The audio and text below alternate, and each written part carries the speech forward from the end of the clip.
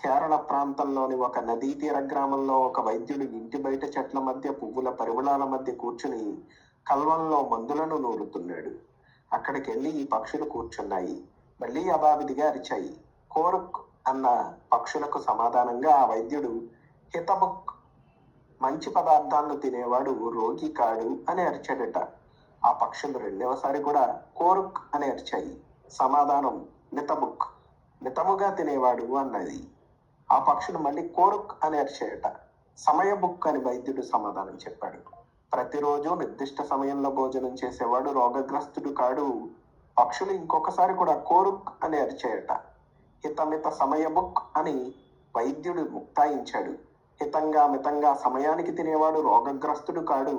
సంతృప్తి చెందిన పక్షులు మళ్ళీ హిమాలయాల వైపు పయనం సాగించాయి. ఆ పక్షులు అశ్వనీ దేవతలు అన్నది ఆ వైద్యుల నిర్ధారణ.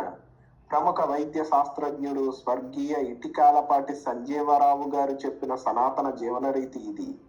ఈ రీతి భ్రష్టు పట్టిపోవడం వల్లనే ఆధునిక సమాజాన్ని రోగాలు అలముకుంటున్నాయి. ఈ రోగాలను నయం చేసే ప్రక్రియ బహుళ జాతీయ వాణిజ్య సంస్థల దోపిడీకి ఆలవాలమైపోయింది. ఈ ప్రక్రియ కూడా కల్తీ అయిపోయింది. రుక్కు అంటే రోగం, రుక్కు అని అంటే వేదం. ఋగ్వేదాన్ని ఋగ్వేదంగాను, ఋత్విక్కులను ఋత్విక్కులుగాను రాసి భాషను సైతం కల్తీ చేయడం భావదాస్యగ్రస్తులైన జీవన నీతికి పరాకాష్ట.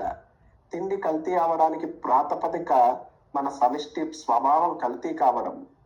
పిల్లలు, వృద్ధులు, రోగులు కాయ కష్టంచే శ్రమ సౌందర్య జీవనులు ఎక్కువసార్లు తినవచ్చు. కానీ ఆరోగ్యవంతులైన మిగిలిన వారు రోజులకు 2 సార్లు మాత్రమే భోజనం చేయాలన్నది భారతీయ సనాతన జీవన రీతి. కానీ ఎక్కువ సార్లు ఇలా తినకూడని వారు మేము సంపాదిస్తున్నాం, మేము తింటున్నాం అన్న అహంకారంతో రోజంతా తింటూనే ఉన్నారు. ఎన్నిసార్లు తిన్నప్పటికీ జీర్ణించుకోగలిగిన శరీర శ్రమ జీవులకు మాత్రం 2 పూటలా తిండి కూడా దొరకని వికృత జీవన రీతి విస్తరించిపోతోంది.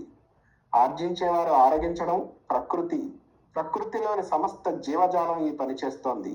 ఇతరుల నోరు కొట్టి తినేయడం మానవులకు పరిమితమైన వికృతి. ఆర్జించేవారు ఇతరులను ఆదరించడం మానవులకు సాధ్యమైన సంస్కృతి.